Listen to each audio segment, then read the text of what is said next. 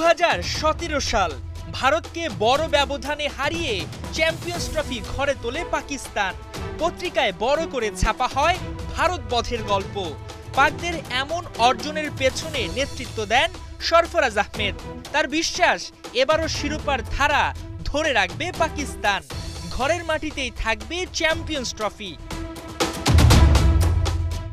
8 দলের champions trophy tournament শুরুর আগেই শুরু হয়ে গেছে কোন দলের হাতে উঠবে শিরোপা, কারা হবে চ্যাম্পিয়নদের চ্যাম্পিয়ন।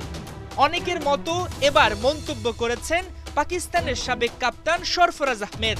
অবশ্য অন্য কোনো দলকে নয়, নিজেদেরকেই শক্তিশালী ও ট্রফির দাবিদার মনে করছেন তিনি। সাম্প্রতিক সময়ে বাবর রিজওয়ানরা নিজেদের নতুনভাবে মেলে ধরেছে। গেল কয়েকটা সিরিজে তাদের দলীয় পারফরম্যান্স ছিল দুর্দান্ত, যা চ্যাম্পিয়ন্স ট্রফির আগে দলকে বাড়তি আত্মবিশ্বাস যোগাচ্ছে। এর বাইরে টিমের উদীয়মান ক্রিকেটাররাও আছে দারুণ ছন্দে।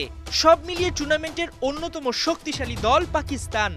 সরফরাজও বলছেন একই কথা, আনপ্রেডিক্টেবল পাকদের রাখছেন শিরোপা জয়ীর কাতারে। ক্রিকেট পাকিস্তানকে দেওয়া এক সাক্ষাৎকারে তিনি বলেন, এই টিমটিকে বেশ শক্তিশালী দেখাচ্ছে, আর ঘরের মাঠে খেলা তাদের জন্য বাড়তি সুবিধা। বাবর রিজওয়ানরা নিজেদের মাঠ সম্পর্কে ভালোভাবে জানে, যা খুব গুরুত্বপূর্ণ রোল প্লে করবে। আর যদি এই দলকে 2017 সালে চ্যাম্পিয়ন্স ট্রফি জয়ী দলের সঙ্গে তুলনা করা হয়, তাহলে কাগজে কলমে তাদেরকে আরও শক্তিশালী মনে হয়। এর বাইরে বাবরকে নিয়েও প্রত্যাশার কথা জানান সাবেক কাপ্তান। সে বিশ্বমানের ক্রিকেটার, বেশ অভিজ্ঞ ও পরিণত। নিশ্চয়ই বাবর দলকে ভালো কিছু উপহার দেবে। অন্যদিকে ফখরুজ্জামান গত আসরে ছিলেন নতুন, তবে এখন সে নিজেকে অন্যতম সেরা খেলোয়াড় হিসেবে গড়ে তুলেছে। তবে এসব কিছুই কাজে দিবে না যদি ধারাবাহিকতা ও মনোযোগ ধরে রাখা না যায়।